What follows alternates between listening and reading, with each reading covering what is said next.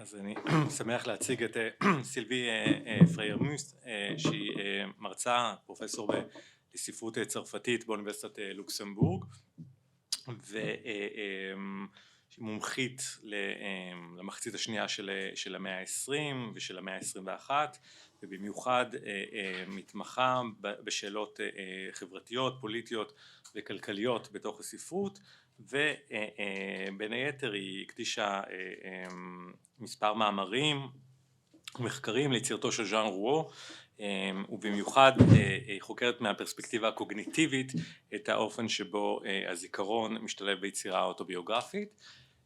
Je vais maintenant dire ça en français, c'est que je vous présente Sylvie Freyermuth, professeure de langue et littérature française à l'Université de Luxembourg, spécialiste de la deuxième partie du XXe siècle et XXIe siècle, et elle s'intéresse notamment à l'inscription dans la littérature des questions sociales, politiques, économiques, et elle a également consacré 2 essais et une quinzaine d'articles à l'œuvre de Jean Rouault et travaille actuellement dans une perspective cognitive sur la constitution de la mémoire autobiographique chez cet auteur.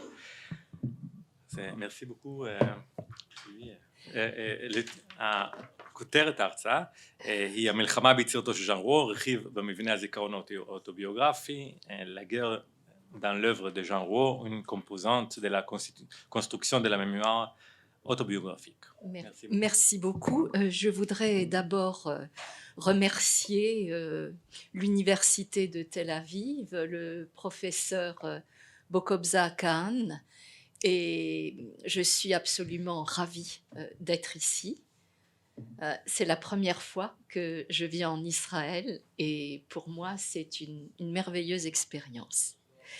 Je voulais également remercier Hadass qui a co-organisé le colloque avec le professeur Bokobza Khan, et je suis très heureuse qu'elle travaille sur Jean Rouault et qu'elle fasse une thèse sur son œuvre. Voilà. אז פעם ראשונה שפרופסור פריירמוס מגיעה לישראל, והיא מאוד נלהבת, זו חוויה יוצאת דופן, והיא מודה במיוחד למישל בוקובזה קאן ולהדס זהבי לארגון הכנס, והיא שמחה במיוחד שהדס זהבי החליטה להקדיש את עבודת הדוקטורט שלה לז'אן רוו, שזה מרגש מאוד. Merci. Voilà, je commencerai par une première grande partie que j'ai intitulée « Voix testimoniale et voix littéraire ». Comment peut-on témoigner d'une guerre à laquelle on n'a pas assisté est l'une des questions posées dans ce colloque. Elle présente d'emblée un paradoxe, puisque le témoin est, dans son acception première, celui qui certifie la véracité de ce qu'il a vu et ou entendu. Detu et Lacoste lient les termes du contrat testimonial au pacte de véridicité, sans toutefois exclure la dimension littéraire du texte testimonial. Conscient de la nécessité pour le juge et l'historien d'établir la vérité, Jean-Louis Janel pose la question du genre testimonial dont il fait correspondre la naissance avec la commune et le baptême avec la Grande Guerre. À ce moment-là, le témoignage venait assurer un rééquilibrage entre la vision et la version distanciée des officiels et l'expérience violente des soldats totalement impliqués dans les affrontements. Ces 2 haïkus extraits de l'anthologie En pleine figure, haïkus de la guerre de 14-18, préfacés par Jean Rouault, disent clairement l'abîme qui sépare l'arrière de ceux qui combattent en première ligne.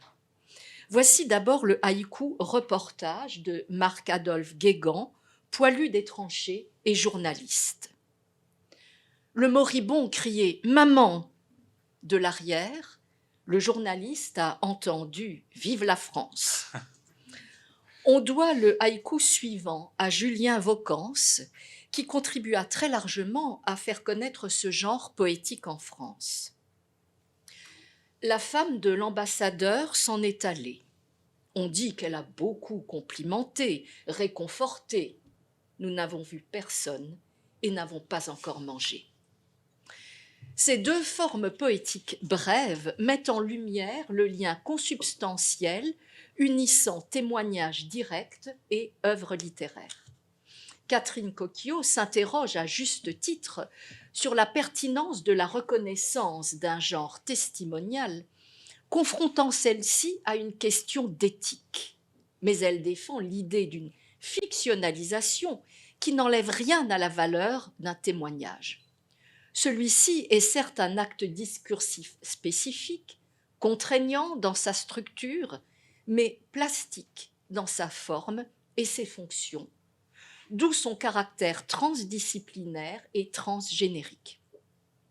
Cette ouverture possible des modalités d'écriture est bien illustrée par Alexandre Prestoyevitch, qui analyse la variété des styles des témoignages que les Sonderkommando ont enterrés à Auschwitz-Birkenau et qu'on a retrouvés à la fin de la guerre. Ces écrits prouvent qu'un témoignage digne de foi peut parfaitement s'inscrire dans une littérarité, quel que soit le modus adopté, procédé journalistique, épistolaire, romanesque. Il constitue des traces, au sens où l'entend Carlo Ginzburg, qui permettront de reconstituer l'histoire de l'extermination des Juifs. Et c'est bien de cela qu'il s'agit, si l'on considère à la fois les témoignages laissés par les 5 rédacteurs Sonderkommando et l'histoire collective dont ils ont été partie prenante. Il convient cependant d'élargir la perspective, car tout témoignage requiert un esprit qui l'écoute et en prenne la mesure. Aussi, Frédéric de Thue évoque-t-il le problème de la reconnaissance par le lecteur de l'humanité du rescapé témoin des camps. Avec Charlotte Lacoste, il estime que la force de persuasion dépend d'une forme de sobriété nécessaire, je cite, qui procède d'une quête de justesse corollaire du désir de justice, afin de rendre compte et d'éduquer, cette dernière fonction n'étant pas la moindre, pour que le témoignage puisse traverser les générations et porter les fruits d'une condamnation de la barbarie et d'une mise en garde sévère contre sa réitération. Je conclus ce panorama très succinct par rapport à l'ampleur des travaux produits en ce domaine en me référant à ceux de Philippe Ménard, qui isole un corpus testimonial particulier qu'il nomme critique, parce que, je le cite, au regard de la réalité vécue, il n'entre pas dans un rapport de proximité mimétique et de fidélité ressemblante. Les œuvres du corpus critique sont en cela originales qu'elles s'affranchissent de la nécessaire fidélité de la narration et du respect strict de la vérité. Échappant au piège d'une référentialité réaliste, ces témoignages peuvent, sans compromettre leur valeur ni leur éthique, s'exprimer, je cite encore, par les voies obliques que constitue celle de la littérature. J'aborderai maintenant une deuxième grande partie. Un moment. Pardon? Ça va? Okay. C'est bon? Oui. Témoignages in absentia. Qu'il s'agisse de témoignages déclarés comme tels ou empruntant les voies, les chemins et les voies de la littérature pour dénoncer la barbarie, comme nous venons de le voir, les narrateurs ont subi directement la tragédie des 2 guerres mondiales. Il n'en va pas de même pour Jean Rouault, dont l'âge ne lui permet pas de revendiquer le statut de témoin, stricto sensu, puisqu'il est né en 1952. Les 2 grandes guerres occupent toutefois une place cruciale dans son œuvre et apparaissent dans des descriptions de style expressionniste.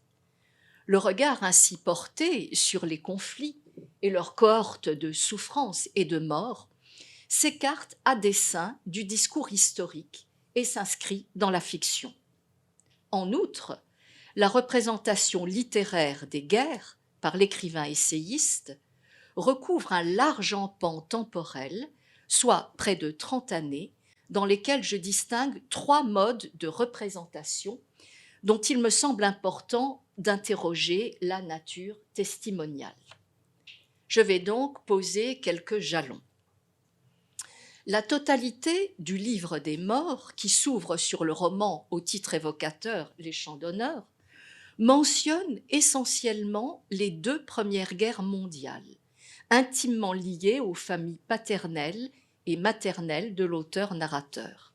Le grand-oncle Joseph, frère de la tante Marie, décédé le 26 mai 1916 à Tours, Émile, autre frère de la tante Marie, mort en 1917, dont le grand-père Pierre va récupérer les ossements à Verdun lors d'un périple extravagant, mais également Joseph, le père, engagé dans la résistance sous le pseudonyme de Joseph Vauclair, et enfin Anne-Annick, la mère, rescapée de l'incendie du 14A et réfugiée dans les caves du café Molière, place Gralin, lors du bombardement de Nantes du 16 septembre 1943. Le cycle de la déposition du roman et la fiancée juive classée par l'auteur dans les Marginalia place également la guerre au cœur de l'intrigue romanesque. Ainsi, celle de 1870, à l'origine de la Commune de Paris, dont il est question dans l'Imitation du bonheur, aboutit à la rencontre de Constance et Octave. La Deuxième Guerre mondiale, dans La femme promise, est la cause de l'opprobre qui frappe le baron de la Lande, père de Mariana. La fiancée juive évoque la guerre de 30 ans à travers le personnage brechtien d'Anna Firling. Enfin, les Première et Deuxième Guerres mondiales sont majoritairement représentées dans le cycle autobiographique de la vie poétique, puisque l'auteur-narrateur revisite sa vie, mais les guerres coloniales y trouvent également leur place, notamment celles d'Algérie et d'Indochine. Il faut noter que des guerres de l'Antiquité sont également citées. De cet ensemble se détache nettement Éclat de 14, classé par Jean Rouault dans les Marginalia. Contrairement aux autres œuvres, la guerre est l'objet unique de l'ouvrage qui s'intègre aux commémorations diverses du centenaire de la Première Guerre mondiale. Il est de surcroît illustré d'œuvres picturales réalisées dans les tranchées et sur le champ de bataille par le poilu Mathurin Méheux. Une telle omniprésence de la guerre ne laisse pas d'interroger le lecteur, tant du point de vue de sa signification dans l'œuvre roualdienne que de celui de ses modalités descriptives. Et nous passons donc aux modalités descriptives. En qualité de romancier essayiste, Jean Rouault n'a jamais, à ma connaissance, revendiqué le statut d'historien pour justifier ses propos sur les guerres qu'il évoque. Cela ne l'empêche pas, comme quiconque le désirerait, de se fonder sur des connaissances encyclopédiques et de livrer des détails techniques pour développer ses descriptions romanesques des conflits. Elles révèlent leur particularité par l'emprunt de la prose poétique dont Jean Rouault ne s'est jamais départi. Il suffit de relire les sections comme ça nous chante et Descendre sur terre de la désincarnation pour comprendre à quel point le chant, au sens de prose poétique, peut révéler nos vies. Ce postulat est réitéré 8 ans plus tard dans le préambule de La femme promise. Ce que tentait d'expliquer l'auteur, c'est que la poésie est un mode de connaissance du monde et qu'il n'y a pas de monde sans poésie, que le monde s'est structuré autour de ces faits poétiques, que sont, entre autres, le récit et le dessin, que le monde vient de là, et donc que la poésie, c'est du sens. Je propose à présent d'examiner les propriétés de l'écriture roualdienne de la guerre, dont nous remarquerons l'évolution au fil de la publication des 3 cycles d'écriture. Les descriptions liées aux deux conflits mondiaux développés dans le livre des morts font appel à divers procédés qui permettent d'absorber le lecteur dans l'action. Le passage marquant des pages 132 à 135 des Chants d'honneur fait revivre la première attaque au gaz moutarde à Ypres, dont fut victime le grand-oncle Joseph.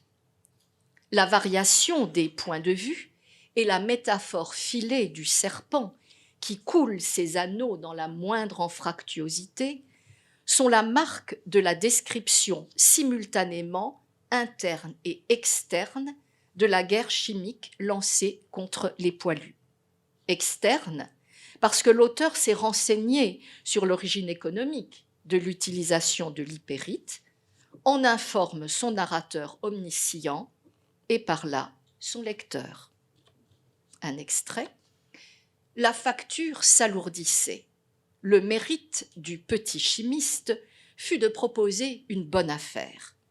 1 kilogramme d'explosifs coûte 2,40 marks contre 18 pfennigs et de plus grands ravages son poids de chlore. Face aux milliards des maîtres de forge, en fermant les yeux, la victoire à 3 sous. Manifestement, l'auteur-narrateur comprend ce dont il est question, tandis que l'officier et ses hommes s'interrogent sur la nature de la brume olivâtre qui se répand sur eux. La description opte également pour un point de vue interne lorsque sont décrites les souffrances dont seules les victimes peuvent témoigner parce qu'elles les éprouvent dans leur chair. Dans ce passage se succèdent en effet 3 points de vue bien distincts, ceux de l'officier, du narrateur et des soldats. Le morcellement de la représentation permet ainsi une distanciation par rapport aux événements et révèle une connaissance de la nature de l'attaque propre à un témoin narrant a posteriori et qui, par le fait, peut porter un jugement sur la barbarie des armes chimiques, interdites du reste par les conventions de La Haye, comme le précise d'ailleurs le narrateur. Le caractère poétique de la description de l'attaque à l'hypérite s'inscrit notamment dans le rythme syntaxique mimétique de la progression de la nappe de chlore et des désastres qu'elle cause. Dans un même ordre d'idées, la narration relatant le bombardement de Nantes du 16 septembre 1943 présente partiellement une dimension poétique de l'événement. Au moment où les réfugiés des caves du Café Molière de la place Gralin, dont la mer, remontent à la surface, après s'être dégagés des gravats, ils découvrent un paysage de désolation duquel a fui toute couleur, hormis un camailleux de gris. Je cite, « Et là, le choc. Non pas devant les immeubles écroulés, les rues éventrées, mais devant la disparition des couleurs, une ville uniformément grise, comme si, au lieu des bombes, était tombée une pluie de cendres. » Le cycle de la déposition du roman a indéniablement conservé la tonalité expressionniste du livre des morts dans L'imitation du bonheur, premier roman de cette deuxième période. Par exemple, le récit circonstancié d'Octave Keller à Constance Monastier à propos de la manière dont il a échappé au massacre de la Commune de Paris ne s'édulcore d'aucun euphémisme. Je cite.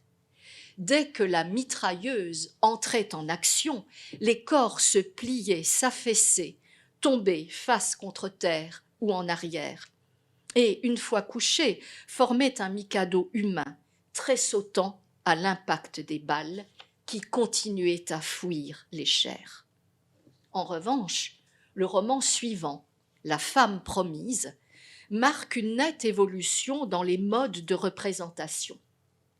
La guerre y est toujours présente, notamment à travers le personnage du baron de la Lande, dont le père a été victime d'un accident de voiture exécution pour cause de collaboration. Cependant, elle est incluse dans une catégorie plus générale, celle du mal, comme en témoigne le préambule.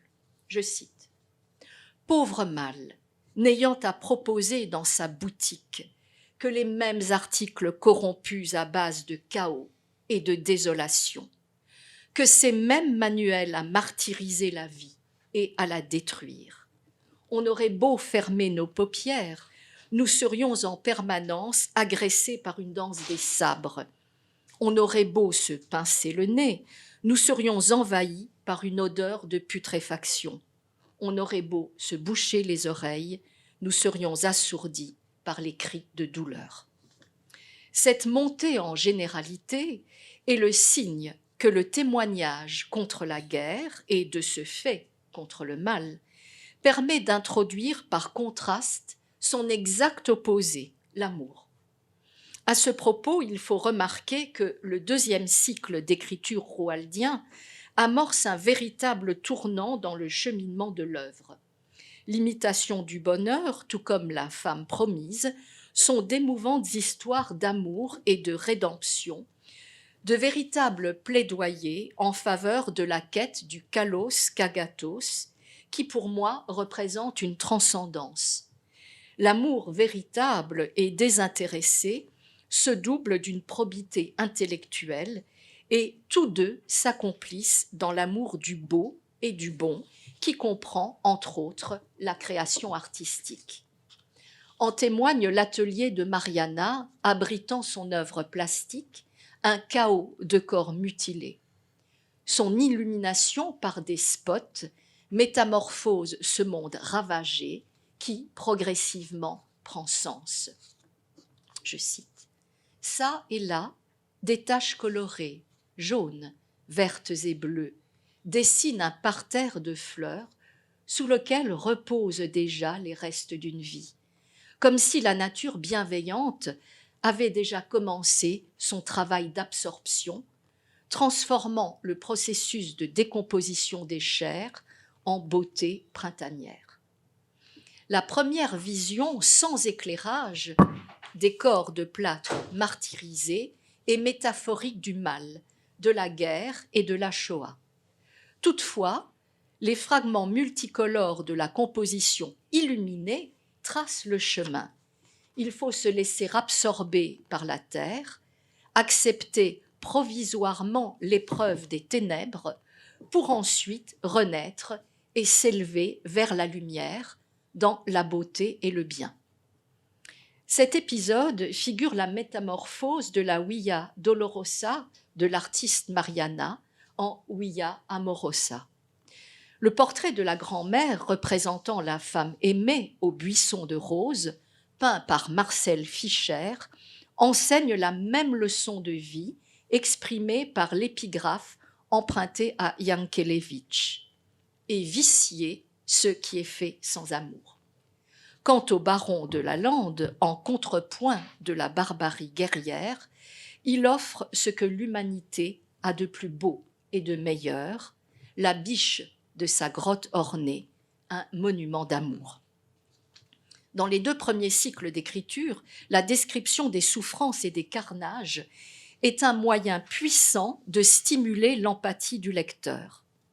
Avec toutes les réserves émises à l'encontre des neurones miroirs, il me semble malgré tout pertinent de convoquer leur action dans la production des émotions suscitées par ces représentations.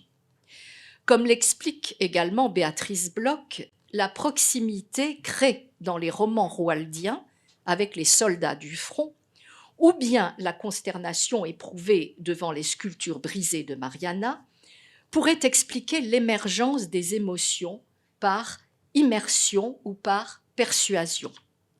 L'hypothèse de Bloch croise celle de Käthe Hamburger et montre en effet que le lecteur a la capacité d'évoluer dans le texte grâce à un corps fictif de telle sorte que, je cite, « nous sommes là où c'est décrit et nous y réagissons ». Enfin, la vie poétique revient sur les guerres abordées antérieurement. On y retrouve également la présence de détails techniques. Dans Un peu la guerre, par exemple, à propos des armes thermobariques, je cite, « Ce qui tue, c'est l'onde de pression, et, plus important, la raréfaction de l'air qui suit, qui provoque un éclatement des poumons. Ce descriptif froid et dénué de toute préoccupation éthique pourrait sans doute être l'argumentaire d'un marchand d'armes, pour qui seul compte la logique du profit. Cette forme de cynisme, rendue par le discours rapporté au style direct, montre que, dans le cycle autobiographique, se révèle la lutte de plus en plus ferme de Jean Rouault contre toute forme de violence et de barbarie. Dans les pages précédentes, l'auteur mettait en lumière la course aux armes sophistiquées qui a marqué le siècle dernier, entraînant à chaque conflit davantage de souffrance et de destruction, jusqu'à l'irrémédiable peut-être. 3 questions posées par l'auteur ne permettent plus de douter de l'engagement de celui-ci. Je cite. « Et il y a des cerveaux pour inventer ça ? Et d'autres hommes les félicitent et les encouragent à poursuivre en pensant aux bénéfices futurs engrangés ?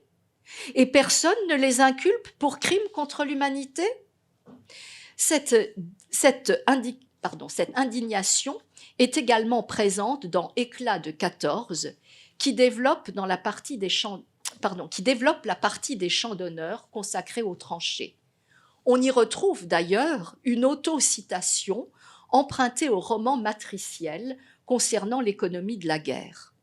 Dans cet ouvrage commémoratif, Jean Rouault condamne à travers l'art littéraire et la partie intitulée 14-18 x 4 montre l'utilisation par les belligérants des 4 éléments de la nature pour semer la mort. L'évolution de l'écriture testimoniale de Jean Rouault au fil de 32 années de création littéraire requiert qu'on s'arrête sur la vie poétique. En effet, l'intention autobiographique est clairement exprimée dans ce dernier cycle, à la page 11 d'Un peu la guerre. Et c'est à la lumière de cette nouvelle orientation de la narration qu'il convient d'analyser les témoignages in absentia sur la guerre. Aussi, me paraît-il important de dépasser la discussion quant au caractère testimonial de l'écriture roualdienne, qui pour moi ne fait aucun doute. En revanche, et c'est ce qui nous amène à la dernière partie de mon propos, j'ai cherché à comprendre les raisons qui avaient pu motiver une telle persistance du thème de la guerre dans l'œuvre roualdienne. Autrement dit, à la question du colloque « Comment ?», j'ai ajouté la suivante « Pourquoi témoigner d'une guerre à laquelle on n'a pas assisté ?» Voici donc ma 3e et dernière partie. La guerre, un élément crucial dans la construction de la mémoire autobiographique. Avec le 3e cycle, l'auteur parle enfin spontanément d'autobiographie. Qu'est-ce qui a changé entre les 2 périodes ? Je pense que la vie poétique constitue un retour critique sur les 2 cycles précédents, tout en validant ce qu'ils rapportent. Les 2 premiers cycles mettent donc en place ce qui a construit la mémoire autobiographique de l'auteur. Les travaux sur cette mémoire spécifique sont nombreux.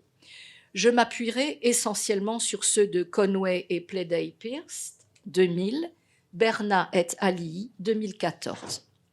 Le temps étant compté, je n'entrerai pas dans le détail du modèle d'analyse.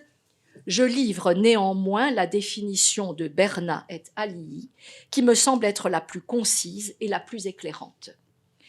La mémoire autobiographique représente une composante fondamentale de la mémoire humaine. Elle comprend un ensemble de traces d'expériences vécues, émotions, images, ressentis, en rapport avec des événements importants de notre vie, et rassemble également les connaissances que nous avons sur nous-mêmes et notre passé, ainsi que nos croyances. Elle peut être considérée à la fois comme la mémoire de l'identité, ou self, et l'un de ses supports essentiels. Dans une formulation plus cognitive, la mémoire autobiographique correspond à un système mnésique servant à encoder, stocker et récupérer un ensemble de représentations dont le self est le sujet central. Pour illustrer la manière dont la guerre a structuré la mémoire autobiographique de Jean Rouault, je vais m'appuyer sur le volume 3 d'Un peu la guerre, dont les références intertextuelles avec les ouvrages du corpus sont constantes. Nous savons que dans le cycle de Minuit, je l'appelle ainsi le livre des morts en fait, la présence de la guerre de 14 et la mort du grand-oncle Joseph était une forme d'aveuglement pour éviter de dire, tout en le sentant confusément, ce qui ne pouvait pas franchir le domaine de l'intime, à savoir la mort du père, décédé brutalement le lendemain de Noël 1963 à l'âge de 41 ans.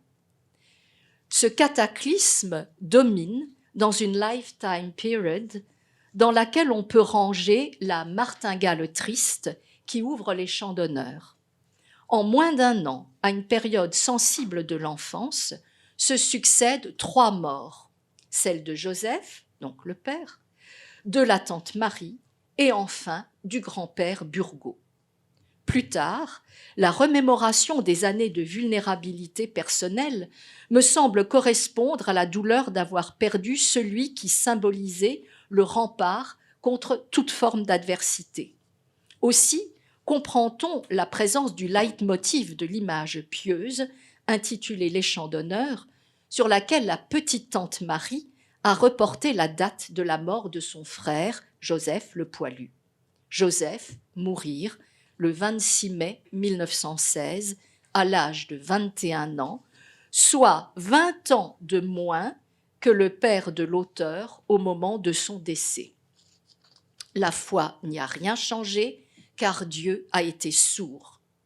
Je cite, « avoir été toute sa vie un moulin à prière pour en arriver là. » Ça repartait, oui, comme en 14, d'un Joseph à l'autre, ces 2 chéris. Tous 2, évidemment, bien trop jeunes pour mourir. La Deuxième Guerre mondiale met essentiellement en avant le bombardement de Nantes du 16 septembre 1943 vécu par Annick Rouault. Elle en réchappe et peut ainsi donner naissance à ses enfants. Des hommes illustres s'achèvent en effet sur « Ouf, nous sommes sauvés ». En effet, elle pourra retrouver le grand Jo et l'épouser. Heureusement, car pas de maman, pas de roman. Il faut cependant attendre le cycle autobiographique pour comprendre le rôle majeur de la guerre dans la formation du self de l'auteur. Je cite, « Mais oui, la guerre devant, la guerre derrière, la guerre tout autour, la peur de mon enfance, grandir, et qu'elle surgisse pour moi à l'âge d'y partir. J'avais bien fait mes calculs. Aux grands-parents, la Première Guerre mondiale, aux parents, la Seconde, et donc aux enfants, avec la ponctualité d'un métronome, fatalement la 3e. Le récit familial est imprégné des conflits mondiaux à répétition, de telle sorte que l'enfance de l'auteur est dominée par ce fatum. Je cite, « Je l'ai souvent imaginé, enfant, cette une du journal. Il me semblait qu'elle était la porte d'entrée du plus effrayant des cauchemars, avec son corollaire, la question du courage que la geste paternelle avait placé à une telle hauteur qu'elle ajoutait à l'effroi au lieu de l'atténuer. » Les images occupent une place fondamentale dans la construction de la mémoire autobiographique, car les souvenirs traumatiques mettent en œuvre des détails sensori-perceptifs très précis, qui ne peuvent être associés qu'ultérieurement à une structure d'ensemble. Je pense que la restitution d'émotions sensibles et précises tout au long des 3 cycles d'écriture est reliée à ce phénomène. Pour citer un exemple dans Un peu la guerre, à la page 145, le souvenir de la prière faite par l'institutrice pour les soldats en Algérie est totalement imprégné de ces détails sensori-perceptifs. Je cite, « Ce devait être l'hiver 59. Je revois le ciel laiteux par la fenêtre, un éclairage de neige, nacré, le poêle ronronnant au milieu de la classe. Et plus loin, je m'en souviens bien. ce rappel mémoriel précis est possible parce que les événements ont participé à la constitution de l'affect de l'auteur. J'en arrive maintenant à ma conclusion. Pour en revenir à une vue d'ensemble de l'œuvre de Jean Rouault, je dirais premièrement que le témoignage sur les atrocités de la guerre passe d'abord par le récit familial, parce que celui-ci repose sur la mort. Et celle de Joseph le Poilu escamote de manière presque bienvenue les dommages causés à la famille entière par la disparition brutale de Joseph le père. Dans le cycle suivant, après avoir consenti à la mort de ses parents, l'auteur imprime à son témoignage la forme d'un engagement à combattre toute manifestation du mal, dont la guerre fait partie. Cette lutte est menée à son terme grâce à l'alliance du beau et du bien qui conduisent à l'amour absolu. Enfin, dans le cycle autobiographique, le témoignage sur la guerre met toujours une indignation explicite et interpelle les consciences. J'en conclus qu'il n'est pas obligatoire de produire un travail scientifique d'historien ou d'interroger des témoins directs pour dire la guerre et de cette façon combattre la barbarie. Le témoignage jouit d'une légitimité totale en s'incarnant dans une parole relais qui peut emprunter les voix de la littérature. Pour employer un oxymore, c'est à une guerre pacifique que s'attelle Jean Rouault. Elle est littéraire, artistique, sensible par sa prose poétique qui touche le lecteur en suscitant chez lui de profondes émotions. Pour Jean Rouault, dire de manière poétique, c'est témoigner de manière engagée afin de prendre la défense des humbles. Je terminerai mon intervention par un passage d'Un peu la guerre, afin qu'il serve de mise en garde contre toute forme de violence et d'oppression, et je le dédie à tous les peuples qui souffrent actuellement de conflits armés. Je cite : « Ce seul mot de guerre est devant soi la peur, les privations, l'angoisse, la faim, la lâcheté, l'héroïsme, les séparations, les corps souffrants, brûlés, mutilés, la veulerie, l'exercice impuni de la barbarie, la cruauté, les derniers qui deviennent les premiers et s'autorisent de ce privilège inattendu pour parader et humilier, le froid, la pénurie, les yeux baissés, les peuples broyés, le sacrifice, la surprenante bonté, les villes anéanties, le rationnement, les vies amputées, la camaraderie, la résignation, la haine, et au-dessus, comme une nuit perpétuelle, le grand vélum de la mort. Toda.